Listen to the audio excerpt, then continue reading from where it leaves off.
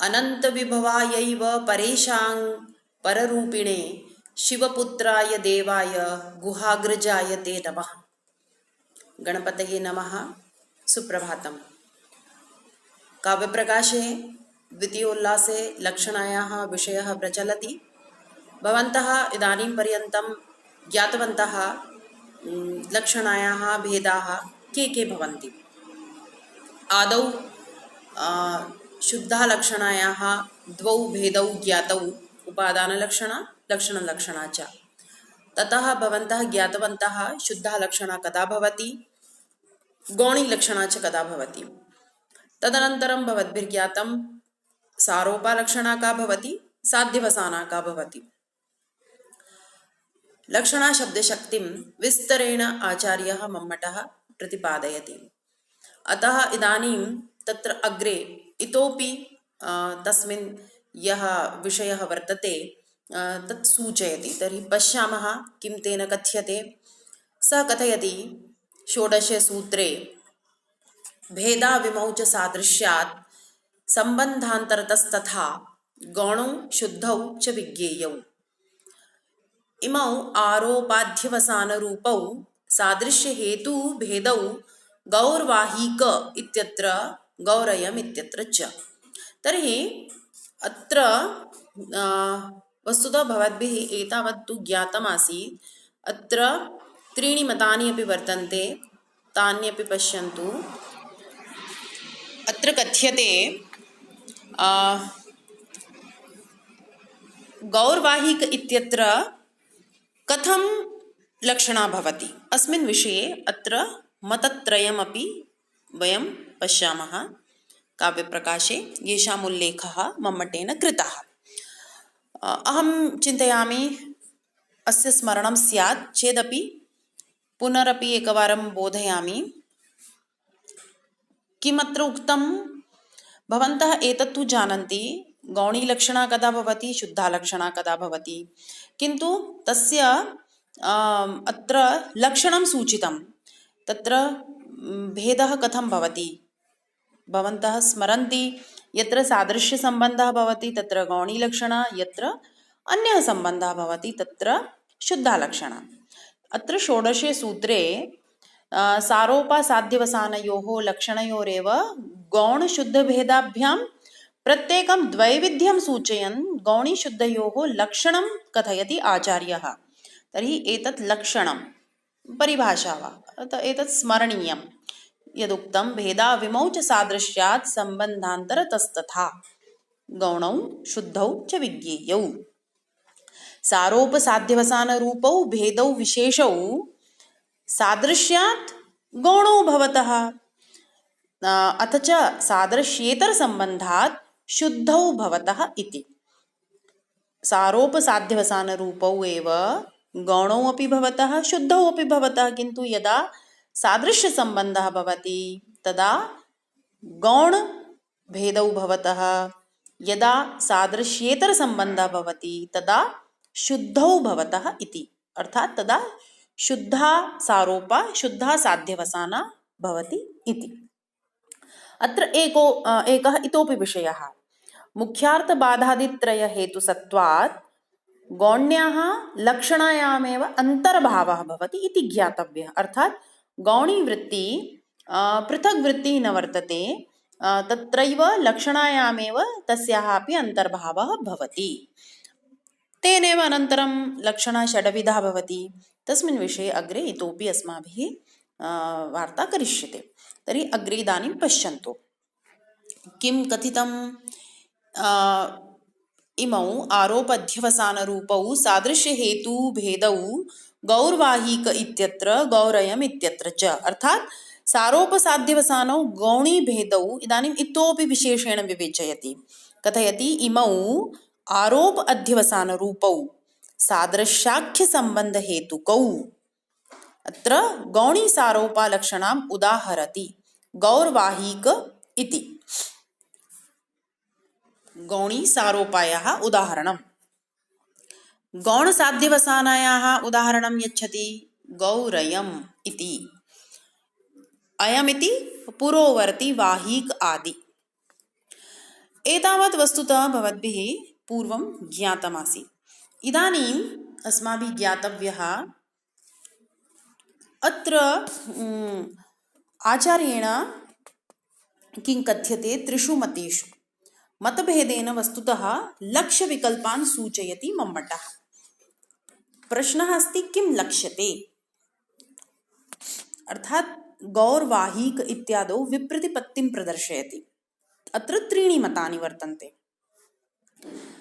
प्रथमं मतं पश्यन्तु, अत्र अर्थात् गौर्वाहीक इत्यत्र अत्र हि स्वार्थसहचारिणो जाड्यमान्द्यादयो लक्ष्यमाणगोशब्दस्य परार्थाभिधाने प्रवृत्तिनिमित्तत्वम् उपयान्ति इति केचन कथयन्ति यत् गौशब्दात् अभिधाशब्दशक्त्या गोत्वस्य बोधः जायते। जातिशक्तिवादिमते एतदेव कथ्यते, गो अर्थात् गोत्वम् इति।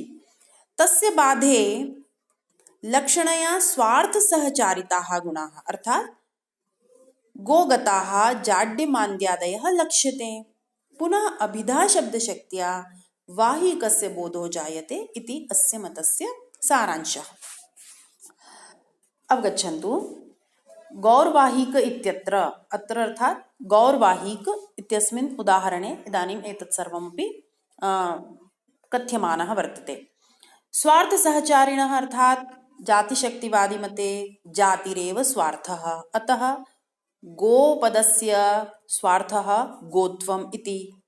तस्य सहचारिणः अर्थात् समानाधिकरणाः धर्माः, गविविद्यमानाः अन्ये जाड्यादयः धर्माः अपि तथैव गवितिष्ठन्ति यथा गोत्वम्।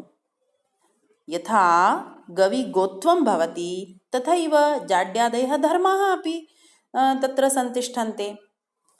अर्थात् जाड्यमान्द्यादयः गुणाः गोत्वसमानाधिकरणाः भवन्ति। किमुक्तं? स्वार्थसहचारिणः तथैव समानाः वर्तन्ते। एते जाड्यमान्द्यादयोः गुणाः धर्माः लक्षणया बोध्यमानापि गोशब्दस्य परार्थाभिधाने, लक्ष्यमाण गोशब्दस्य परार्थाभिधाने। इदानीं परार्थः कः? परः अर्थात् वाहिकशब्दः, तदर्थः वाहिकः। तस्य परार्थस्य अभिधाने बोधने प्रवृत्तिनिमित्तम् उपयान्ति, अर्थात् गोशब्दात् प्रथमं लक्षणा शब्दशक्त्या जाड्यादि उपस्थितिः, ततो अभिधया वाहिकस्य बोधः। एवं एतेषां तात्पर्यम्। वाहिक समानाधिकरणो गोशब्दो बाधित मुख्यार्थः सन् स्वार्थ सहचारित्व संबंधेन जाड्यादिगुणान् लक्षयित्वा तानेव प्रवृत्ति निमित्तीकृत्य वाहिकम् अभिधा शब्दशक्त्या बोधयति इति। अर्थात् गोशब्दः अभिधया गोत्वं बोधयति, तथैव वाहिकमपि बोधयति। अतः गोत्ववाहिकयोः अभेदः गौर्वाहिकः इत्यनेन प्रतिपाद्यते। अतः एतन्मते जाड्यमान्द्यादिवत् अभिन्नो वाहिक इति वाक्यार्थबोधः भवति। आचार्य कहना चाहते हैं कि ये जो उदाहरण दिया है गौरवाहिक, यहाँ पर स्वार्थ सहचारण जो गो शब्द का अर्थ है, स्वार्थ क्या है? गोत्व। क्योंकि अभी हम जो बात कर रहे हैं वो जाति को ही शक्ति मानने वाले मत की बात कर रहे हैं। तो गो का स्वार्थ हुआ, गो पद का जो स्वार्थ है वह है गोत्व। स्वयं का जो अर्थ है वह मुख्यार्थ क्या है? गोत्व।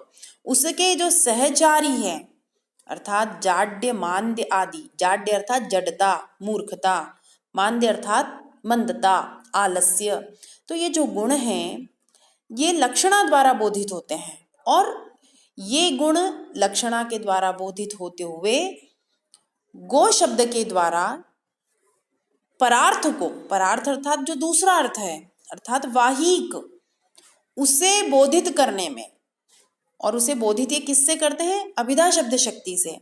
तो उसको बोधित करने में ये प्रवृत्ति निमित्त बनते हैं, ये हेतु बनते हैं, ऐसा कुछ विवेचकों का मत है, कुछ आचार्यों का मत है। ऐसा स्पष्ट निर्देश यहाँ प्राप्त नहीं हो रहा है कि किस आचार्य ने अपने किस ग्रंथ में कहा है। तो ऐसी कोई टिप्पणी भी यहाँ हमें प्राप्त नहीं हो रही, किंतु इसका आचार्य मम्मट समर्थन नहीं करते हैं, ऐसा ही विद्वानों ने माना है। तो यहाँ पर जो सारांश है वह यह हुआ कि यहाँ किसके जाड्यमान्य लक्षित हो रहे हैं? गो के, गोगत जाड्यमान्य लक्षित होते हैं, ऐसा प्रथम मत कहता है। दूसरे और तीसरे मत में बात थोड़ी सी बदल जाती है। दूसरा मत कहता है कि वाहिकगत जाड्यमान्य आदि लक्षित हो रहे हैं, और जो तीसरा मत है जो कि आचार्य मम्मट का भी मत माना जाता है वह है जाड्यमान्य आदि युक्त वाहिक ही लक्षित हो रहा है, ऐसा। तो ये तीनों मत आप संक्षेप में जान लीजिए, और एक ही तथ्य का कितने प्रकार से विश्लेषण किया जा सकता है, उसमें किस तरह से शाब्द बोध या वाक्यार्थ बोध जाना जाता है, इसको आप इन शास्त्रों के माध्यम से जान सकते हैं। तो अभी पहले मत का सारांश क्या समझे? उस मत में यह कहा जा रहा है कि जो गोगत जाड्यमान्य है वे लक्षित हो रहे हैं। अब दूसरा मत देखिए कि मुक्तम स्वार्थ सहचारी गुणा भेदेन परार्थगता गुणा एव लक्ष्यन्ते। परार्थगता गुणा एव लक्ष्यन्ते अर्थात वाहिकगताः गुणा एव लक्ष्यन्ते, न तु परार्थो अभिधीयते, न तु वाहिक अभिधीयते। इदानीं तु स्पष्टं स्यात् न? स्वार्थः नाम गोत्वं, गो व्यक्तिः, परार्थः नाम वाहिकः। तर्हि अत्र वाहिकगताः गुणा एव लक्ष्यन्ते, न तु वाहिक अभिधीयते इति अन्ये केचन एवं वदन्ति। तर्हि अत्र स्वार्थ सहचारी गुण अभेदेन स्वम अर्थात गोपदम, तस्य अर्थः गोत्वम, तस्य सहचारिणः समानाधिकरणाः गुणाः। के गुणाः? केषामद्य अत्र वर्णनम् इदानीं प्रचलति, किं कथ्यमानः वर्तते? जाड्यमान्द्यादयः, तेषां गुणानाम् अभेदेन अर्थात साजात्य संबंधेन, तत्र भेदः नास्ति, विजातीयता न वर्तते, सजातीयता वर्तते। अतः तेन संबंधेन परार्थगताः वाहिकगताः गुणाः तेव गुणाः, सजातीयाः सन्ति न, तर्हि तेव गुणाः, ते के? जाड्यमान्द्यादयः गुणाः एव लक्ष्यन्ते, ते गुणाः एव लक्ष्यन्ते अर्थात लक्षणा शब्दशक्त्या बोध्यन्ते, न तो परार्थो अभिधीयते। परार्थः अर्थात वाहिकः, अर्थात न तो वाहिकः अभिधा शब्दशक्त्या बोध्यते। किं ज्ञातम्? एतन्मते गौरवाहिकः इत्यस्य गोगत जाड्यमान्द्य सजातीय जाड्यमान्द्यत्वात् वाहिक इति बोधः जायते। एवं बहुविमर्शपूर्वकं शास्त्राणि कृतानि इति भवन्तः अत्र पश्यन्तः सन्ति। इतोपि इदानीं तु तृतीयमतं वर्तते, तर्हि एतावत् ज्ञातं। ये कहना चाह रहे हैं द्वितीय मत में, अभी मैंने संक्षेप में बताया भी कि यहाँ पर वाहिक के ही जो गुण हैं अर्थात वाहिकगत जो जाड्यमान्य है वे ही लक्षित हो रहे हैं। गौ शब्द का जो अपना अर्थ है गोत्व, उसके जो सहचारी गुण है जडता मंदता आदि, उनसे अभिन्न है क्या? वाहिकगत गुण। और वे वाहिकगत गुण जो वाहिक में जड़ता मंदता है वही गौ में भी जड़ता मंदता है। तो यह कहना चाह रहे हैं कि यहाँ जो लक्षित हो रहा है वह वाहिकगत जड़ता मंदता ही हो रही है। वाहिक का अभिधा शब्द शक्ति से बोध नहीं हो रहा, अर्थात जो पहला मत कह रहा था कि ये अभिधा शब्द शक्ति से वाहिक को बताने में हेतु बन जाते हैं, प्रवृत्ति निमित्त हो जाते हैं, तो ऐसा नहीं है। अपितु यहाँ पे वाहिक गत जड़ता और मंदता ही लक्षित हो रही है, ऐसा दूसरा मत है। अब चलिए तीसरा मत देखिए। तृतीय मते कथ्यते साधारण गुणाश्रयत्वेन परार्थ एव लक्ष्यत इति अपरे। अपरे न परे, अर्थात स्वीयानामेव मतमिति आचार्य मम्मटस्येव एतत् मतं वर्तते इति वयं वक्तुं शक्नुमः। सिद्धान्तपक्षः अयम् इति। किं कथितं? साधारणगुणाश्रयत्वेन परार्थ एव लक्ष्यते। साधारणाः, साधारणाः नाम ये लक्ष्ये अपि वर्तन्ते, लक्ष्यके अपि वर्तन्ते, गवि अपि वर्तन्ते, वाहिके अपि वर्तन्ते। अतः लक्ष्ये लक्ष्यके च विद्यमानाः गुणाः, के गुणाः? जाड्यमान्द्यादयः, तेषाम् आश्रयत्वेन, उक्तं न, साधारण गुणाश्रयत्वेन, तेषाम् आश्रयत्वेन अर्थात अधिकरणत्वेन। कुत्र तिष्ठन्ति? गवि तिष्ठन्ति, वाहिके तिष्ठन्ति। तर्हि तेषाम् आश्रयत्वेन परार्थः, परार्थः एव लक्ष्यते। परार्थः नाम वाहिकः। यतोहि अत्र वाहिकविषये एव वक्तुमिच्छति कश्चित्, अतः अत्र वाहिक एव लक्ष्यते। अर्थात जाड्यमान्द्यादयः धर्माः न लक्ष्यन्ते, अपितु वाहिक एव लक्ष्यते इति। जाड्यमान्द्यादयः ये धर्माः गवि तिष्ठन्ति, तेव वाहिके अपि दृश्यन्ते। अतः उभयत्र तेषां गुणानां विद्यमानत्वात् साधारणत्वं, तेषां गुणानाम् आश्रयतया वाहिकोऽपि लक्षणया बोध्यते। गोशब्देनेव, गोशब्देनेव तस्यापि बोधो जायते। एतद् ज्ञातं, गोशब्दस्य मुख्यार्थः गोत्वं, सास्नादिमान् गो व्यक्तिः वा। वयम् उभयमपि मतं पश्यामः। वयं पूर्वं दृष्टवन्तः, केचन जातौ संकेतविषयं स्वीकुर्वन्ति, केचन उपाधिषु। तर्हि अत्र वयं द्वयमपि स्वीकुर्मः। तर्हि गोशब्दस्य मुख्यार्थः गोत्वं, सास्नादिमान् गो व्यक्तिः वा। मुख्यार्थबाधः कथं? गोव्यक्तेः गोत्वस्य वा अभेदः वाहिके पुरुषे तु न भवति, अतः बाधितः जातः मुख्यार्थबाधः। इत्थञ्च मुख्यार्थबाधात् स्वार्थ समानाधिकरण जाड्यादि गुण सजातीय गुणाश्रयत्व संबंधेन, तत्र सजातीयता वर्तते न वा? दृष्टमासीत् इदानीं ये गुणाः गवि वर्तन्ते तेव वाहिके अपि। अतः अनेन संबंधेन गोत्वेन, गोव्यक्त्या वा संबद्धः अर्थः वाहिकः लक्षणाशब्दशक्त्या बोध्यते। गोशब्देनेव लक्षणाशब्दशक्त्या वाहिकः बोध्यते इति। अतः गौर्वाहिकः इत्यत्र गोत्वसमानाधिकरण जाड्यादि सजातीय जाड्यमान्द्यवान् वाहिकः इति गोशब्दस्य लक्ष्यार्थः।